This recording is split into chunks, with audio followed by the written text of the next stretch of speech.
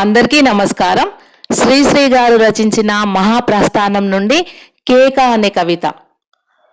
నిద్రకు వెలియై నేనొంటరినై నా గది లోపల చీకటిలో, చీకటి లోపల నా గదిలో, నా గదిలో చీకటిలో నేనొక్కడనై నిద్రకు వెలియై కన్నుల నిండిన కావిరితో, కావిరి నిండి కన్నులతో, కన్నులలో కావిరితో నిద్రకు వెలియై నేనొక్కడినై గుండెల కప్పిన కుంపటితో, కుంపటి కప్పిన గుండెలతో, గుండెలలో కుంపటితో నా కనుగోనల నా ఎదగోడల నాలుగు దిక్కుల బాకులతో, బాకుల తోటల బాటలతో, బాటలలో బాకులతో భగభగ బుగబుగ భగభగ మండే నా గది చీకటి నాలుకతో, నాలుక చీలిన నాగులతో, నా గదిలో నాగులతో 20 కోరల 60 కొమ్ముల క్రూర ఘోర కర్కాటకులో, కోరకి కన్ను కొమ్ముకి కన్ను కర్కాటక కర్కోటకులో దారుణ మారణ దానవ భాషలు, ఫేరవ భైరవ భీకర ఘోషలు, ఘోషల భాషల గంటల మంటల కంటల కంటపు గనగనలో, చిటికల మెటికల చిటపటలో నేనొంటరినై